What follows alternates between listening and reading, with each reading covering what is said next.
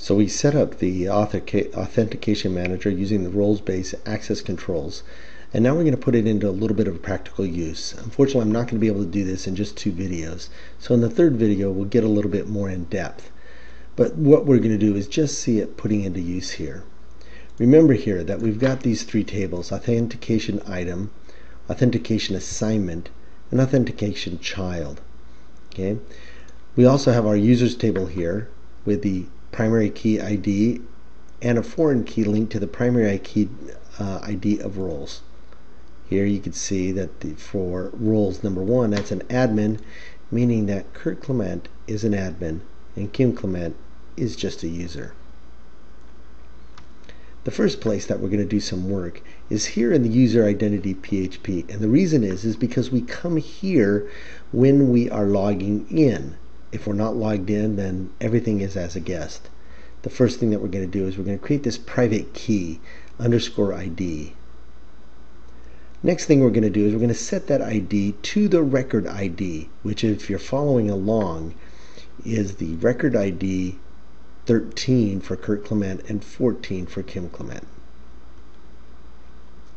Then I'm going to use that roles ID, find by the primary key the role. In this case, for Kurt Clement, it would be admin. And then I'm going to set this state, or this variable role, to that description, which in this case is admin.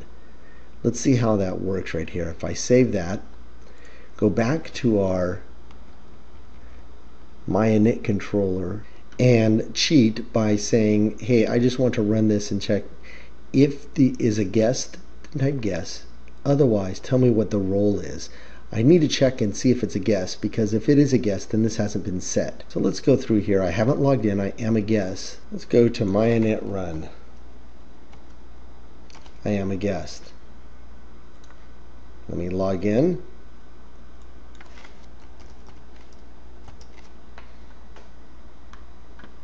I am logged in as Kurt Clement.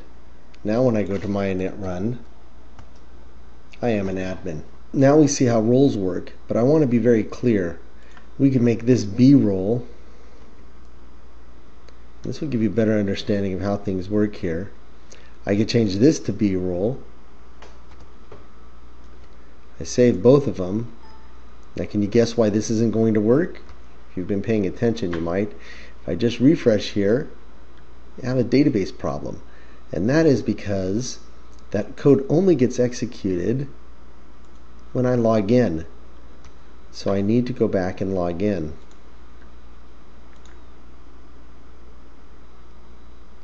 If I log in and then go to, you can see I'm admin even though I've named that variable B role.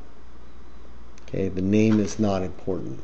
Now that we've done that, we want to set some of the variables in the table. First thing I'm going to do is I'm going to get the authentication manager. From the authentication manager, I'm going to create an operation. This is the create users is my operation. Next, I'm going to create a task with a business rule.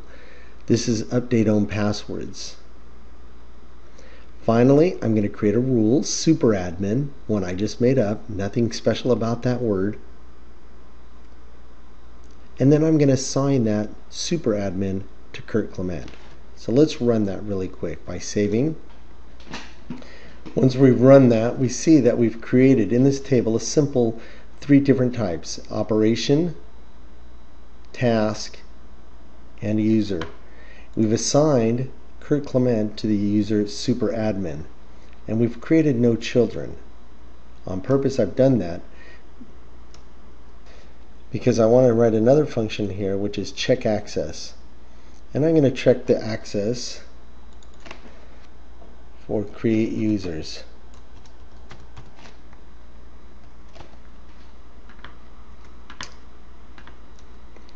Now this won't work because I'm not logged in. I need to log in.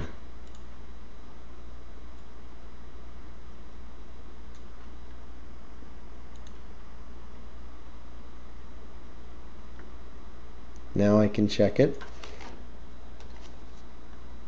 Check access. Dang it. It's not allowed yet because I haven't created any children. So let's create a child. Here I've added a child to the role super admin.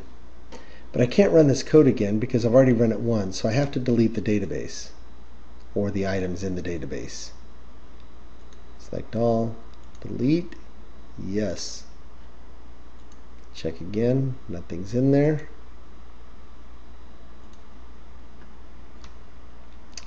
I'll run the code.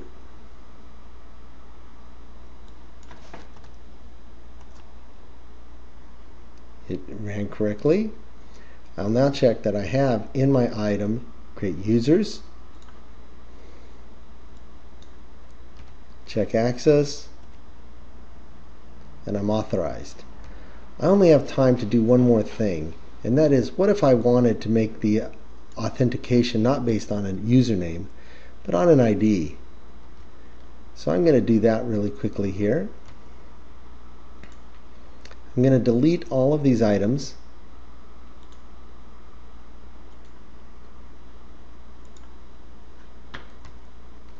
And run this code again.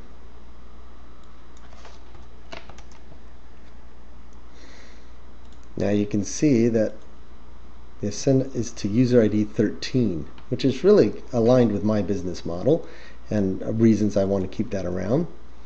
But it won't work unless I go to here